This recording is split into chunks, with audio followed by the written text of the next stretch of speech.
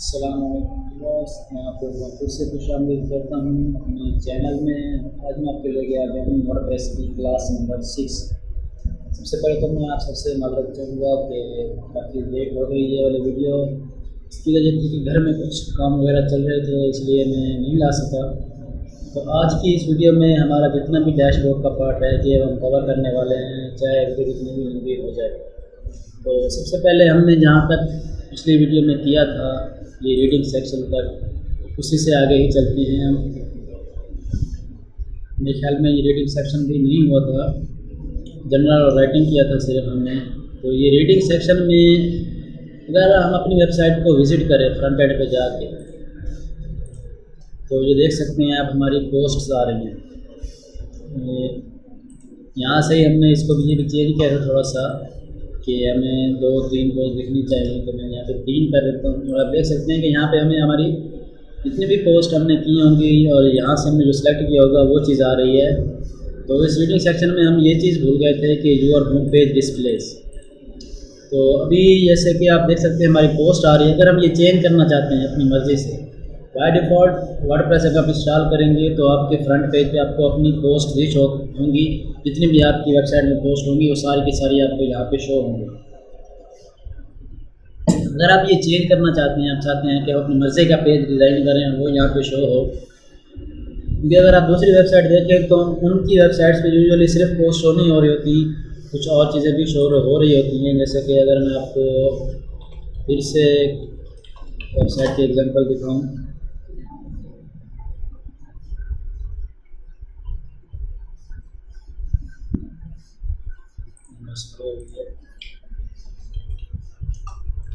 Website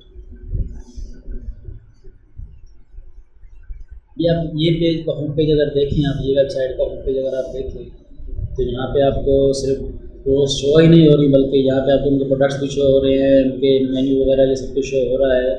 और ये यहाँ पे एंड पे आके सिर्फ पोस्ट शो हो रही हैं, वो भी सिर्फ एक, और ये कैरोसेल स्लाइडर बना हुआ है इसमें पोस्ट इसमें डाली हुई है। इसी तरह अगर आप अपनी मर्ज़ी का पेज चेंज करना चाहते हैं तो सबसे पहले हमें वो पेज डिज़ाइन करना होगा या क्रिएट करना होगा। तो आइए हम अपना एक पेज क्रिएट कर लेते हैं। पेज में जाके मैं ऐड न्यू करूँगा और उसको नेम दूंगा मैं होम का। तो ये जब तक ओपन होता है,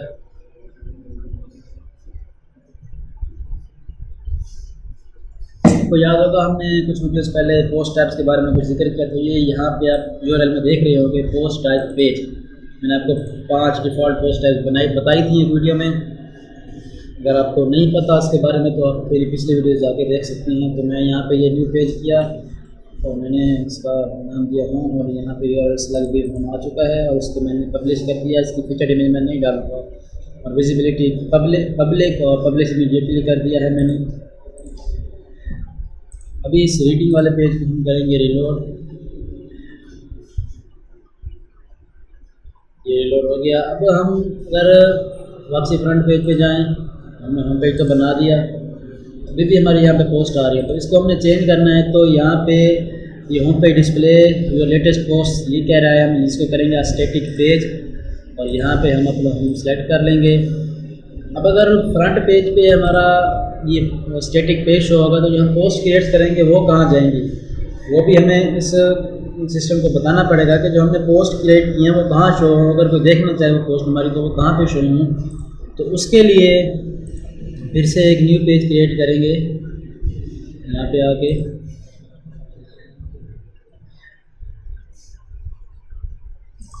और यहाँ पे मैं उसको नेम दे देता हूँ पोस्ट। कोई भी नेम दे सकते हैं आप अपनी मर्ज़ी का, ब्लॉग भी दे सकते हैं, इसको न्यूज़ भी दे सकते हैं। मैंने पोस्ट का नेम दिया, मैं इसको सेव करता हूँ, ये रिलोड भी हो जाएगा। यहाँ पे मैं पोस्ट का पेज सेलेक्ट कर देता हूँ, क्योंकि अगर मैंने सिर्फ होम पेज सेलेक्ट करके उसको सेव कर दिया होता तो हमारी पोस्ट हमें सिर्फ डैशबोर्ड में दिखाई देती, लेकिन फ्रंट एंड में हमें कहीं भी दिखाई नहीं देती।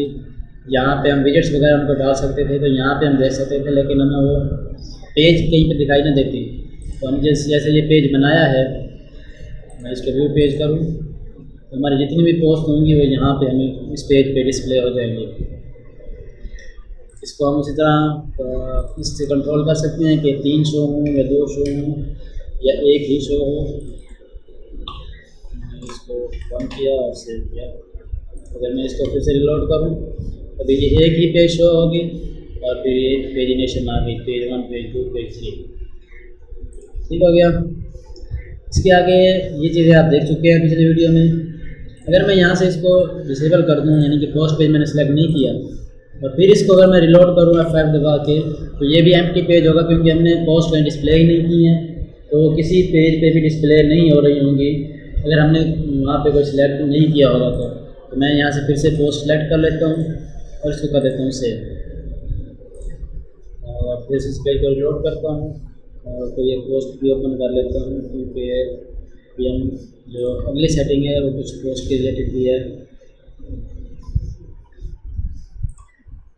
डिस्कशन में आ जाते हैं। हमारी रीडिंग के बाद है डिस्कशन। अभी ये डिस्कशन की डिफ़ॉल्ट पोस्ट सेटिंग है। ये जो लिखा है ये यही कुछ करने वाला है, यानी कि attempt to notify blogs link to from the post. यानी कि अगर किसी ने आके आपकी वेबसाइट पे कमेंट किया है और उसने अपनी वेबसाइट का लिंक आपकी कमेंट में डाला है, इसको बैक लिंकिंग भी कहते हैं। अगर वो ये करने की कोशिश कर रहा है फ्री में ही, तो वो जब जैसे ही ये आएगा वो एडमिन को, जो सेटिंग्स जनरल के अंदर एडमिन ईमेल सेट होगी, उसको नोटिफाई करेगा बज़रिया ईमेल कि क्या करना है। यानी कि उसको बताएगा कि आपकी वेबसाइट में किसी ने कमेंट पोस्ट किया है, किसी आपकी वेबसाइट के पोस्ट के कमेंट में किसी ने अपनी वेबसाइट का लिंक पोस्ट किया है, तो आप उसको जाकर चेक करें। अगर वो वाकई ही ओरिजिनल है, सही वेबसाइट है, आपने अलाउ किया है उसको लिंक पोस्ट करने का, तो उसको आप एक्टिव कर सकते हैं, नहीं तो आप नहीं कर सकते हैं। ये डिस्कशन के बाद पहले कमेंट्स में चलेंगे, फिर यहाँ नीचे आएंगे। और इसके अलावा आ गया allow link notification from other blog in backs and track backs on new post. ये भी वही सेम टू सेम चीज़ है कि अगर किसी ने, ये ऊपर वाला था कि किसी पोस्ट पे आपके पोस्ट पे किसी ने लिंक किया, यानी कि किसी और वेबसाइट में को गया, उसने वहाँ पे कमेंट किया और वहाँ पे आपकी पोस्ट का लिंक छोड़ दिया, तो वो भी नोटिफाई करेगा अगर कोई उस लिंक के ज़रिए से आपकी वेबसाइट पे आएगा। और ये दूसरा इसका उलट है, अगर आपकी वेबसाइट पे किसी ने दूसरे का लिंक छोड़ दिया तो उसको भी नोटिफाई करेगा। और ये है allow people to submit comments on new post. अगर आपको याद हो, हमने पोस्ट की सेटिंग में जाके इनके जब एडिट पोस्ट करते थे, मैंने और फर्स्ट पोस्ट ओपन किया, इसी को मैं एडिट करता हूँ, ये वाली है, तो शायद आपको याद हो या ना हो, यहाँ पे भी डिस्कशन का टैब था और ये अलाउ कमेंट्स का ऑप्शन था। अगर यहाँ पे इसको अपडेट किया, अब यहाँ पे तो हमने अलाउ किया हुआ पीपल को कि कमेंट्स सबमिट करें या नहीं करें, लेकिन यहाँ पे अगर हमने डिसेबल किया होगा तो कमेंट्स नहीं आ रहे होंगे। मैं यहाँ पे इसको इनेबल करता हूँ और इसको रिलोड किया और यहाँ से डिसेबल करता हूँ और सेव चेंजेस भी देखते हैं, कमेंट्स आ रहे हैं।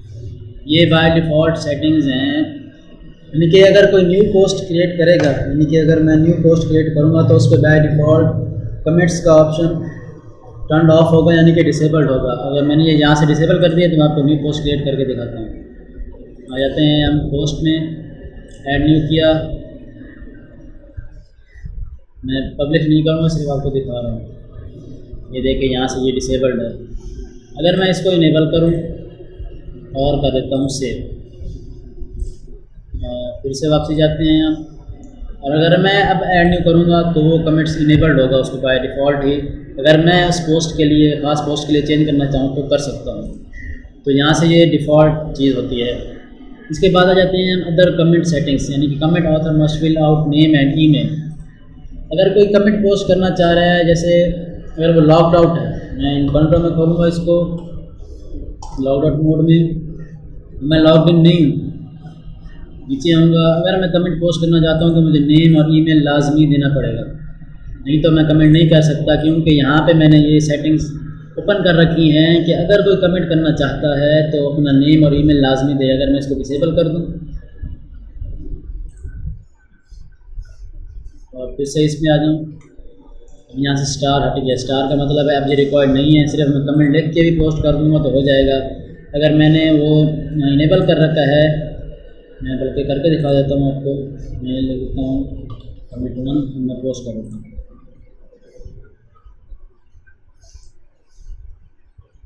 यहाँ देख सकते हैं कमेंट पोस्ट हो चुका है। अभी डिस्प्ले नहीं होगा, उसके लिए हम इस सेक्शन में आते हैं तो फिर आपको दिखाता हूँ क्या होता है। अगर मैं इसको इनेबल करूँ और इसको कर देता हूँ सेव, अब अगर इस पे आ जाएं तो यहाँ पे स्टार आ रहा है। अगर मैं लिखूँ कमेंट 2 और पोस्ट करूँगा तो नहीं होगा। क्या एरर आया है कि प्लीज़ फिर required fields name and email. अब फिर बैक आऊँगा। अब अगर मैं ये नेम और ईमेल दूँगा तो ही ये सबमिट होगा, इसके अलावा नहीं होगा। ये सबमिट हो चुका है।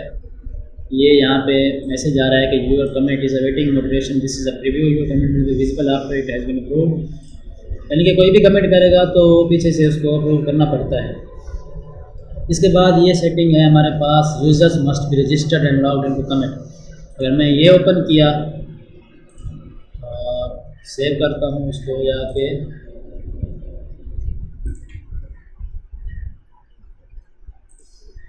अभी रिलोड करते हैं पेज को, किसी पेज पोस्ट को।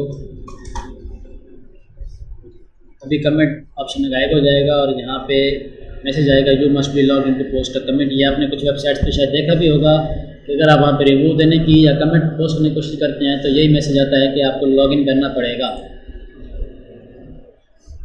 अब इसके बाद हम पहले कमेंट सेक्शन देख लेते हैं, फिर मैं आपको यहाँ पे दिखा देता हूँ क्या हो रहा है। सेटिंग हम आगे चलते हैं। फिर देखें यहाँ पे 2 कमेंट्स आए। यहाँ पे अप्रूव का ऑप्शन है, रिप्लाई का ऑप्शन है, quick edit, edit, spam, trash, और यहाँ पे भी वही सेम टू सेम ऑप्शन है। अगर मैं इसको अप्रूव करूँगा और फिर यहाँ पे आके रिलोड करें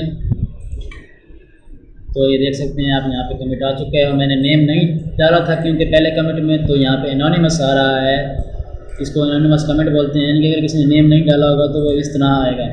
और अगर मैं इसको अप्रूव करूँ जिसको मैंने नेम डाला था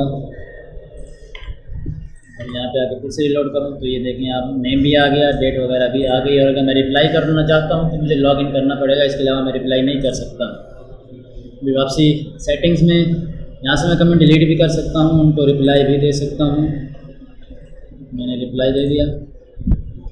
अगर ईमेल नोटिफिकेशन, यानी कि हम अगर लाइव सर्वर पे होंगे ना तो किसी ने अगर अपना ईमेल डाला है तो उसको भी नोटिफिकेशन जाएगा कि आपके कमेंट को रिप्लाई मिला है या आपका कमेंट अप्रूव हो चुका है या जो भी हुआ होगा उसके कमेंट के साथ। और एडमिन को भी ईमेल जाएगा कि किसी ने आके आपकी वेबसाइट पे कमेंट किया है, आप उसको अप्रूव करें, मॉडरेट करें, ट्रैश करें, स्पैम करें, जो भी आप करना चाहते हैं वो करें। तो ये कमेंट सेक्शन भी हमारा हो गया। अब आपसे सेटिंग पे आ जाते हैं।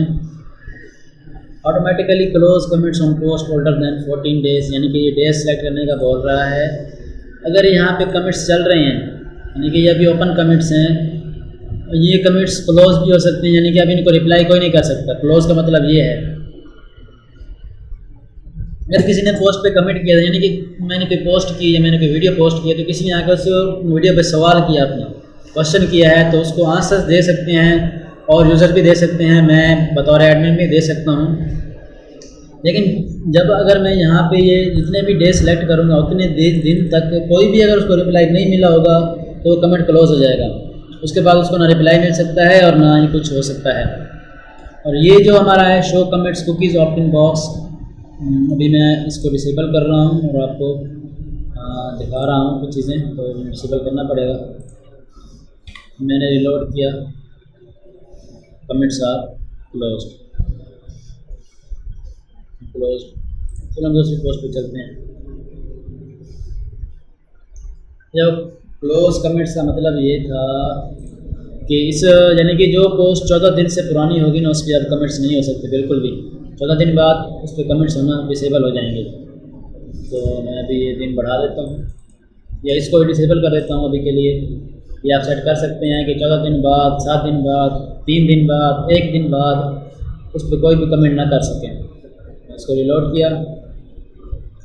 यहाँ पे ये जो चेक बॉक्स देख रहे हैं आप, इसको ज़रा ध्यान में रखें। और ये जो लिखा है show comments cookies opt in check box allowing comment author cookies to be set.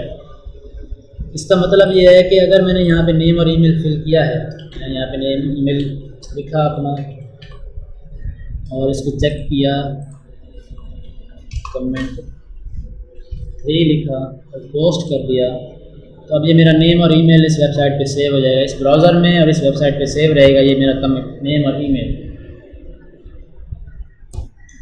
अब ये मेरा कमेंट करने के बाद ये यहाँ पे उसने मेरा वेबसाइट और सर्वर ने हमारा नेम और ईमेल को सेव कर लिया। अब जब भी मैं इसी ब्राउज़र से, क्योंकि इनकाउंटर में तो कुकीज़ सेव नहीं होती है, कुकीज़ ऑप्शन होता है, जब मैं इसी ब्राउज़र से इस वेबसाइट पे कोई कमेंट करने की कोशिश करूँगा तो मेरा नेम और ईमेल ऑलरेडी फील्ड इन हो जाएगा। इसके बाद आगे हमारी break comments into pages with 50 top level comments per page and last page displayed by default. जिसका मतलब ये है कि अगर हमारी वेबसाइट पे 50 से ज़्यादा कमेंट्स हो जाएंगे, जितने भी नंबर मैंने यहाँ पे ये सिलेक्ट किया होगा 50, 1, तो मैं 1 कर देता हूँ, तो जितने भी यहाँ पे मैंने नंबर सेलेक्ट किया होगा इसको चेक किया होगा, टिक किया होगा, तो जब वो नंबर पूरा होगा तो एक पेज पे एक ही डिस्प्ले होगा और फिर नेक्स्ट पेज आ जाएगा, पेज 1, पेज 2, पेज 3, ये इस तरह से हम नेक्स्ट कर सकते हैं। ये आप देख सकते हैं अभी 4 कमेंट्स से टोटल, 3 टॉप लेवल, यानी कि टॉप लेवल कमेंट से मुराद ये है कि जो यहाँ से कमेंट्स किए थे, और एक था उस कमेंट का रिप्लाई, वो था सेकंड लेवल कमेंट। तो यानी कि ये सिर्फ टॉप लेवल कमेंट्स को काउंट करता जाएगा, उनको जितने भी रिप्लाईज होंगे वो एक ही पेज पर डिस्प्ले होते जाएंगे, यानी इस नज़र में सिर्फ टॉप लेवल कमेंट ही कमेंट है, बाकी जो हैं वो उसके अंदर, उसके ज़िमन में उसके चाइल्ड्स हैं, उसके रिप्लाईज हैं, इसलिए वो उसके साथ अपने आप ही आते जाएंगे। तो इसको मैं कैमरा कर देता हूँ और सेव कर देता हूँ। अभी ये comments should be displayed with the older comments at the top of the page, यानी कि सबसे ऊपर नया कमेंट शो होगा या पुराना कमेंट शो होगा। अब anyone post the comment is held for moderation. अब ये देखें यहाँ पे ईमेल का ऑप्शन आ रहा है। अब अगर कोई कमेंट, अगर मैंने दोनों को चेक किया होगा, अगर कोई कमेंट पोस्ट करेगा तो मुझे ईमेल आएगा, एडमिन को ईमेल आएगा, जो मैंने यहाँ जनरल में सेट की होगी ईमेल, भाई आपकी वेबसाइट पे किसी ने कमेंट किए, आप जाके चेक कर लो। और ये comment must be manually approved. अब मैं यहाँ इसको चेक कर दूँगा बिफोर अ कमेंट अपेयर्स। अगर मैं इसको चेक कर दूँगा तो कोई भी कमेंट करेगा ना तो वो अपने आप पेज पे डिस्प्ले नहीं होगा, मुझे अप्रूव करना पड़ेगा। अगर मैंने किसी का एक कमेंट पहले अप्रूव किया हुआ है और उसने दोबारा से कमेंट किया, जैसे कि अभी आपने देखा होगा कि मैंने एक कमेंट अपना पहले अप्रूव किया था, जब मैंने न्यू कमेंट किया तो मुझे उसके अप्रूवल की ज़रूरत नहीं पड़ी, वो अपने आप ही यहाँ पे डिस्प्ले हो चुका था, क्योंकि यहाँ पे चेक हो चुका था कि अगर कमेंट करने वाले का पहले भी कमेंट अप्रूव हो चुका है तो उसका दूसरा कमेंट ऑटोमेटिकली अप्रूव कर दें।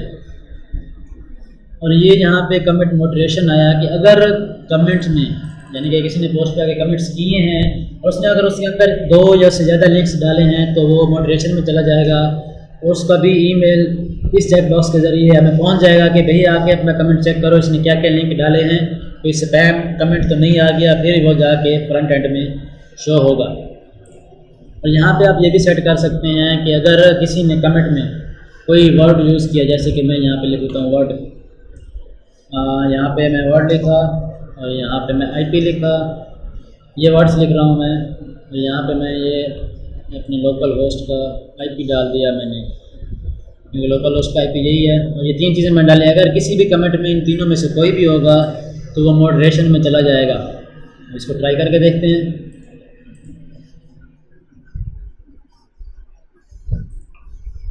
मैं यहाँ पे लिखता हूँ hello my name is word and I am using IP।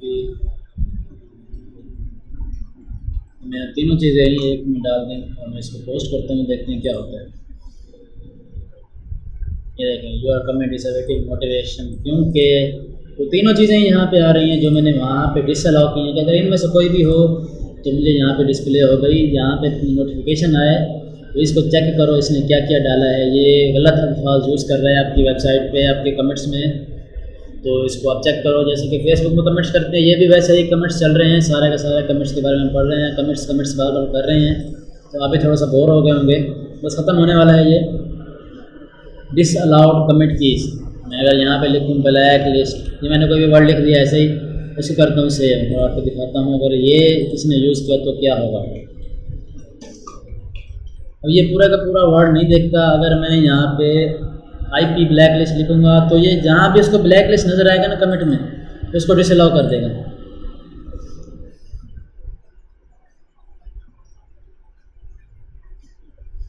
देखेंगे ये तो मॉडरेशन में है, और जो मैंने न्यू कमेंट किया है वो आया ही नहीं है, कमेंट हुआ ही नहीं। कमेंट्स में आकर देखते हैं दिखता है कि नहीं। देखिए वो कमेंट आया ही नहीं है, उसको ऑटोमेटिकली इसने ट्रैश में पुट कर दिया है। जहाँ जिसमें भी ये ब्लैक लिस्ट का वर्ड जब भी कमेंट्स में आएगा ये उसको ऑटोमेटिकली ट्रैश में डाल देगा। इसके बाद आ जाता है हमारे पास शो अवतार्स। ये जो यहाँ पे शो हो रहा है, और ये थीम स्ट्रक्चर में भी कुछ होता है, ये जहाँ पे भी शो हो रहा है नेम वगैरह, एडमिन का भी ऐसे ही शो होगा। तो ये अगर शो करना है कि नहीं करना, मैं इसको डिसेबल किया और सेव किया कि यहाँ से खत्म, सिर्फ नेम डिस्प्ले होगा। यहाँ पे यूज़र अपनी इमेज भी सेट कर सकते हैं। मैं इसको इनेबल किया और मैं इसको यहाँ से चेंज कर देता हूँ। कौन सा अच्छा लगा, मुझे ये वाला अच्छा लगा है। इसको बोलते हैं मिस्ट्री पर्सन, क्योंकि बंदा तो नज़र आ रहा है लेकिन कौन है ये नज़र नहीं आता, इसलिए इसका नाम है मिस्ट्री पर्सन। ये देखिए ये आ गया वही जो मैंने वहाँ पे सेट किया है। अब हमारा डिस्कशंस का टैब भी तकरीबन ख़त्म हुआ। हम आगे चलते हैं। मीडिया। मीडिया क्या है? Thumbnail size. ये थीम डिपेंडेंट होता है ये मीडिया सेक्शन। तो हम जब थीम्स पे आएंगे थोड़ा सा तो इसको देखेंगे, यानी कि कोई अच्छी सी थीम इंस्टॉल करेंगे तो इसको चेंज कर सकते हैं हम। ये थंबनेल है, यानी कि कोई प्रोडक्ट आपने पोस्ट किया, कोई पोस्ट आपने डाली है वेबसाइट पे, अगर वो आर्काइव में दिखेगी, यानी जैसे कि हमारा ये पोस्ट पेज था,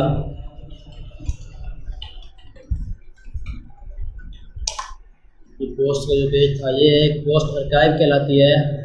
अगर यहाँ पे वो दिखेगी तो उसका थंबनेल, ये जो हमें दिख रहा है ये यहाँ पे थंबनेल है, और जब हम अंदर जाएंगे इस पोस्ट के तो ये हमें फुल में दिख रही है, ये अब थंबनेल नहीं है।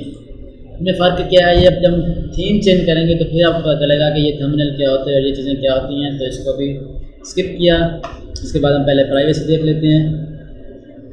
ये प्राइवेसी पॉलिसी पेज यहाँ पे सिलेक्ट करना है। प्राइवेसी पॉलिसी आप अपनी वेबसाइट पर डालना लाजमी होता है, क्योंकि यह कानूनी तौर पर ज़रूरी है कि आप ये डालें, ताकि क्योंकि पाकिस्तान में ऐसा नहीं चलता, बाज़ बात नहीं लोग चेक करते, लेकिन अगर आप आउटर कंट्रीज़ जाएँ, यूरोपियन कंट्रीज़ की वेबसाइट्स विज़िट करें तो वहाँ पे सबसे पहले लोग प्राइवेसी पॉलिसी देखते हैं। भी आप अगर हम आपकी वेबसाइट पे आ रहे हैं तो आप हमारा डेटा तो ले रहे हैं, क्योंकि जैसे ही कोई हमारी वेबसाइट पे आया उसका IP हमें मिल जाता है। उसका अगर हमने पिक्सल वगैरह इंस्टॉल किए होंगे फेसबुक गूगल का तो उसका डेटा मिल रहा होता है।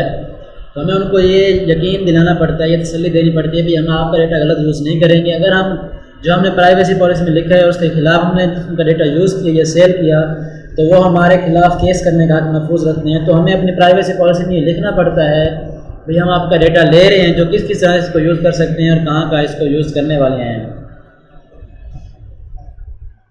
उम्मीद है कि आपको यहाँ तक तो समझ आई होगी।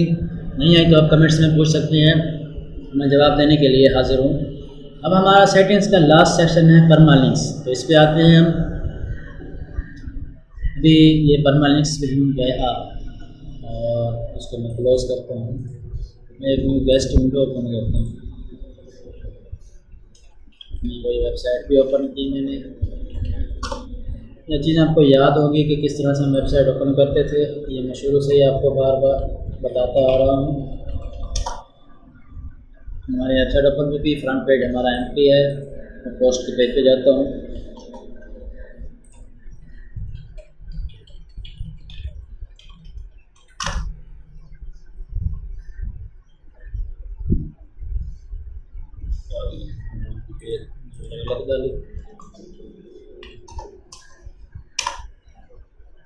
नहीं अभी ओपन, मैं इसको यहीं पे ओपन कर देता हूँ।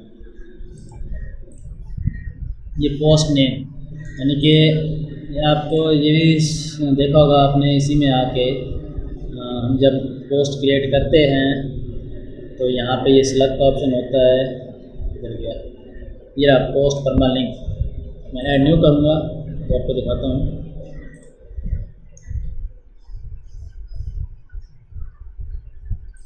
मैंने अगर यहाँ पे पोस्ट टाइटल डाला, यहाँ पे नीचे आया, मैं इसको पब्लिश किया तो यहाँ पे क्योंकि मैंने कॉमन सेटिंग यानी कि परमानेंट लिंक को पोस्ट नेम पे सेट किया हुआ है, मैंने इसको पब्लिश कर दिया। अब अगर देखें इसने ऑटोमेटिकली पोस्ट का लिंक, पोस्ट का परमा लिंक स्लग पोस्ट टाइटल से पोस्ट नेम से ऑटोमेटिकली जनरेट कर लिया, क्योंकि यहाँ पे हमने ये सेट कर दिया है। अगर मैं यहाँ पे इसको कर दूँ प्लेन, सेव किया, अभी हम इसी को रिलोड करेंगे।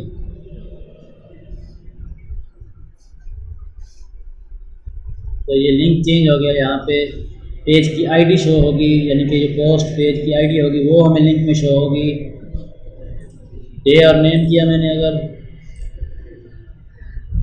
मैं इसको रिलोड किया तो लिंक के साथ इसको भी रिलोड करके दिखाऊँ अगर मैं आपको, तो जो भी हमने यहाँ पे स्लग डाला होगा, जो भी यहाँ पे स्लग डाला पोस्ट टाइटल, इसके साथ में हमें डेट, डे और नेम भी शो होगा। यानी कि इससे पहले डेट, डे और नेम शो होगा, फिर जाके हमें ये लिंक शो होगा ओरिजिनल। या मंथ एंड नेम किया तो सबसे पहले हमें ईयर और फिर मंथ नंबर शो होगा, यानी कि जैसे अभी मार्च है तो ये 2021-03 और फिर पोस्ट का नेम यानी कि जो ओरिजिनल लिंक सेलेक्ट होगा वो शो होगा। न्यूमेरिक किया तो नंबर शो होगा, post ID, archives post ID. अगर मैं इसको आपको सेव करके दिखाता हूँ और इसी को रिलोड करता हूँ तो ये आर्काइव्स 15 पोस्ट आईडी हमारी ये 15 थी तो वो शो कर रहा है। सबसे जो इजी, सबसे जो मशहूर और सबसे जो अच्छा परमानेंट स्ट्रक्चर है वो ये पोस्ट नेम वाला है। ये सबसे एसईओ फ्रेंडली भी यही है, तो आप यही अपने पास रखें, इसी को आप यूज़ करें। तो यही सबसे बेहतरीन स्ट्रक्चर है, यहाँ से आप आपको चेंज कर सकते हैं और प्लगइन्स के ज़रिए से आप इन चीज़ों को थोड़ा सा चेंजिंग भी कर सकते हैं। हमारी वीडियो 27 मिनट की हो चुकी है, हमारा सिर्फ सेटिंग्स का सेक्शन अभी थोड़ा सा रह गया है। ये कैटेगरी बेस और टैग बेस, मैं यहाँ पे कैटेगरी को लिखा, मैंने पहले आपको डिफ़ॉल्ट दिखा देता हूँ क्या है। ये पोस्ट है हमारी और यहाँ पे मैंने कैटेगरी पे क्लिक किया, मैं परमानेंट को पोस्ट नेम के साथ सेव कर दूँ पहले, इसको रिलोड किया तो ये भी नॉट फाउंड का एरर है क्योंकि मैंने चेंज कर दिया था। ये देखिए डिफ़ॉल्ट कैटेगरी हमने टेक्नोलॉजी सेट की थी हमारी पोस्ट क्लास में, पोस्ट वाली क्लास में। तो ये हमने कोई कैटेगरी सेलेक्ट नहीं की थी इस पोस्ट टाइटल पे, तो इसे ऑटोमेटिकली टेक्नोलॉजी कैटेगरी लग गई। तो मैंने इसको सेव किया है। मैंने यहाँ पे कैटेगरी बेस को टॉपिक्स पे सेट किया, तो यहाँ पे ये देखें ये टॉपिक्स फिर कैटेगरी का नेम आ रहा है। अगर मैं यहाँ पे इसको चेंज कर दूँ, यानी कि जो भी मैं यहाँ पे सेट करूँगा कैटेगरी बेस वही बन जाएगी।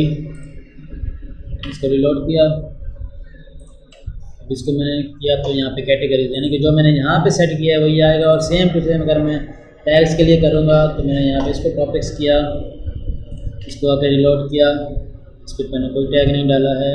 कोई और पोस्ट ओपन कर लेते हैं अपनी ये वाली, इसमें मैंने ये टैग्स डाले थे तो इसके पीछे पहले टॉपिक्स आएगा, फिर कंप्यूटर इन्फो टैग का नेम आएगा। तो ये हमारा परमानेंट्स का सेक्शन भी पूरा हुआ। अब हम आगे चलते हैं, थोड़ा सा भी देख लेते हैं हम ये टूल्स में से site health, export personal data, erase personal data, import export available tools. सबसे पहले साइट हेल्थ में आपको वेबसाइट की हेल्थ के बारे में बता रहे हैं। ये वर्डप्रेस का बिल्ट इन फीचर नए वर्जन्स में आया है, मुझे भी पहले नहीं पता था। इसमें अगर कोई भी आपकी वेबसाइट में इशू होगा तो यहाँ पे आपको शो करेगा। ये अब कुछ इम्प्रूवमेंट्स बता रहे हैं कि आपको इनएक्टिव थीम्स डिलीट कर देनी चाहिए। तो अब जब हम थीम्स में चलेंगे तो इसको भी डिलीट कर देंगे और बाकी सारा कुछ पास है। ये कुछ हम बता रहे हैं कि ये सिक्योरिटी है। अगर इनएक्टिव थीम्स भी हम अपनी वेबसाइट में रखेंगे तो जैसे जैसे हमारी वेबसाइट पुरानी होती जाएगी, थीम्स पुरानी होते जाएंगे, हम एक्टिव थीम को तो अपडेट करते रहेंगे, लेकिन जो इनएक्टिव थीम्स हैं हम उनको अपडेट नहीं करते तो हमारी वेबसाइट में सिक्योरिटी का इशू हो सकता है, हमारी वेबसाइट हैक भी हो सकती है। इसके बाद है ये ओल्डर वर्जन ऑफ PHP, क्योंकि अभी PHP का लेटेस्ट वर्जन मेरे ख्याल में 7.4 है और यहाँ पे हमारे पास 7.3.5 चल रहा है। तो इसलिए ये हमें रिकमेंड कर रहा है कि हम इसको भी अपडेट कर लें। तो इसका कोई इशू तो नहीं होगा बज़ाहिर, क्योंकि अभी तो कोई इशू नहीं है इसका, लेकिन अगर इन फ्यूचर 1 साल 2 साल बाद भी ऐसा ही रहा ये, तो हमारी वेबसाइट चलना बंद हो जाएगी, क्योंकि वर्डप्रेस अपडेट होती रहेगी। अगर PHP हमने अपडेट नहीं की तो हमारी वेबसाइट चलना बंद हो जाएगी। और ये वेबसाइट का स्टेटस और ये चीज़ हो गई। ये वेबसाइट की इन्फो है, ये बहुत हाई लेवल की चीज़ें हैं, इनको हम नहीं छेड़ते अभी। इसके बाद आता है हमारे पास, पहले एक्सपोर्ट देख लेते हैं। अगर हम अपनी वेबसाइट को ट्रांसफ़र करना चाह रहे हैं, बेसिक वेबसाइट है बिल्कुल, ये हमारी बहुत ज़्यादा हाई फाई वेबसाइट नहीं है, सिर्फ कुछ पोस्ट पेजेस मीडिया वगैरह है, तो हम यहाँ से उसको एक्सपोर्ट कर सकते हैं। मैंने यहाँ पे एक्सपोर्ट किया और फिर दूसरी वेबसाइट में जाके हम करेंगे इंपोर्ट। यहाँ से वर्डप्रेस इंपोर्टर, यानी कि इंपोर्ट में जाके हम वर्डप्रेस इंपोर्टर को इंस्टॉल कर सकते हैं। तो हम वर्डप्रेस का डेटा एक्सपोर्ट कर लेंगे। यानी कि अगर हमारी एक वेबसाइट है, हमने एक पेज बिल्डर पे बनाई, थीम भी वही, यानी थीम जो थी हमने वो देख ली, और दूसरी वेबसाइट में जाकर हमने सेम टू सेम थीम भी इंस्टॉल की, सेम टू सेम प्लगइन्स भी इंस्टॉल किए, तो जब हम इंपोर्ट करेंगे तो हमारी website as it is transfer हो जाएगी ईज़िली। ये बहुत से इजी वे है और ये बेसिक वेबसाइट के लिए होता है। बहुत ज़्यादा हाई वेबसाइट्स के लिए ये नहीं होता, जिनमें बहुत ज़्यादा सेटिंग्स कस्टमाइज्ड हुई हों, तो हम जाके इंपोर्ट कर सकते हैं।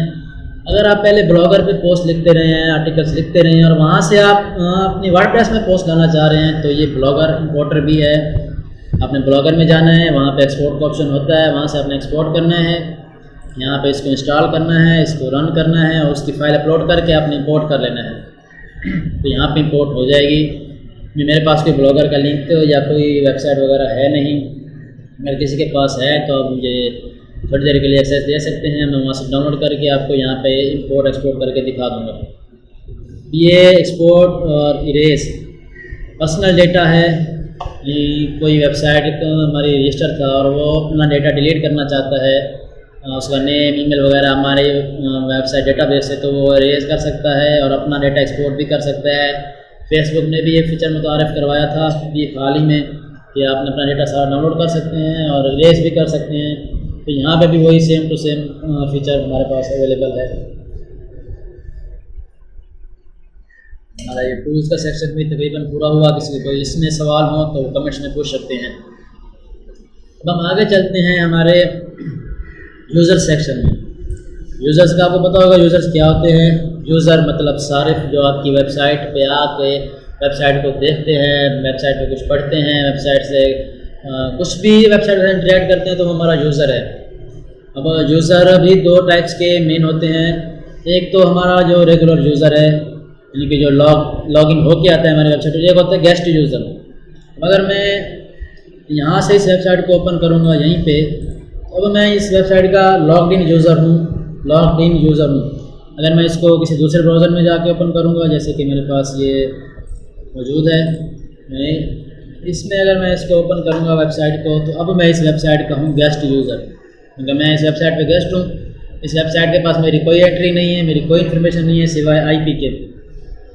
तो मैं इस वेबसाइट का गेस्ट यूज़र हूँ, यानी कि मैं यहाँ पे लॉगिन नहीं हूँ। तो ये मेरे बेसिकली दो टाइप्स ऑफ यूज़र्स हैं। हम अभी यहाँ पे सिर्फ एक ही यूज़र है, एडमिन, जो कि हमने खुद ही क्रिएट किया था स्टार्टिंग में। इंस्टॉल में हम न्यू भी ऐड कर सकते हैं। तो उससे पहले हम प्रोफाइल को देख लेते हैं। मैं यहाँ प्रोफाइल पे मैं यहाँ पे पोस्ट पेज फिर से ओपन कर लेता हूँ और अपनी फेवरेट पोस्ट भी ओपन कर लेता हूँ।